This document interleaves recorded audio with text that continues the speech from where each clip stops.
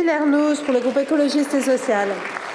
Ma question s'adresse à Madame la ministre de la Transition écologique. Madame la ministre, la COP30 de Belém s'est conclue par une défaite en race campagne pour le climat et une victoire éclatante des lobbies fossiles et agrochimiques. À l'heure où la barre des 1,5 degrés risque d'être irrémédiablement franchie, où chaque dixième de degré supplémentaire entraîne son lot de catastrophes, où chaque tonne de CO2 évitée est vitale, tout appelait au sursaut. Pourtant, c'est l'inverse qui s'est produit. 10 ans après la COP21, la France, qui s'autoproclamait leader climatique, est désormais en total décalage avec ses ambitions. La baisse de nos émissions est à l'arrêt. Moins 1,8% seulement en 2024 et encore moins en 2025, très loin des moins 5% annuels nécessaires.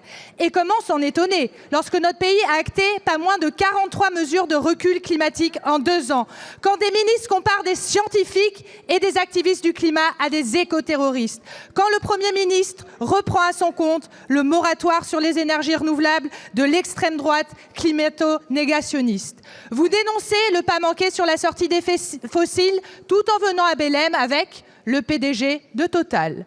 Dans votre projet de programmation pluriannuelle d'énergie, vous refusez vous-même d'inscrire la sortie des fossiles. Certes, dans les mots, le président Macron ne reprend pas le drill baby drill trumpien, mais dans les actes, nous n'en sommes pas loin. Je veux saluer tous les activistes scientifiques ONG Ville qui, malgré les reculs, continuent de se battre pied à pied pour arracher des avancées sur la déforestation, le sevrage des fossiles, la justice climatique. Ce combat n'est ni naïf ni perdu d'avance. Il est le combat pour la science contre l'obscurantisme, le plus grand combat de notre génération. Alors, Madame la Ministre, allez-vous continuer à reprendre les arguments des industries fossiles en affirmant que l'UE n'est responsable que de 6% des émissions, niant notre responsabilité historique et nos émissions importées, ou allez-vous enfin assumer votre mission, agir dans l'intérêt général et engager une vraie politique de baisse des émissions ici et maintenant? Merci beaucoup. La parole est à Madame Monique Barbu, ministre de la Transition écologique. Madame la Présidente, Madame la députée, j'ai bien entendu votre question, mais clairement, les responsables de l'échec de Belém ne sont pas devant vous. Les responsables de l'échec de Belém, ce sont les pays BRICS, associés à la présidence brésilienne, qui ont fait en sorte que le mot fossile et le mot déforestation n'apparaissent pas dans un texte qui devait être un texte approuvé par l'ensemble des pays. Nous nous sommes battus jusqu'au bout. Nous avons été isolés au niveau européen. Nous avons été isolés alors que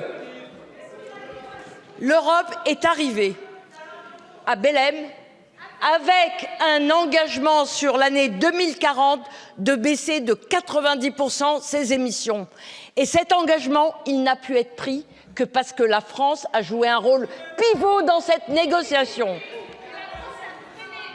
La France n'a pas traîné. S'il n'y avait pas eu le rôle de la France, il n'y aurait pas eu d'accord européen. Il n'y aurait pas eu d'accord européen. Maintenant, clairement, je pense qu'aujourd'hui, les questions qui se posent, pour nous, elles sont de 2 ordres.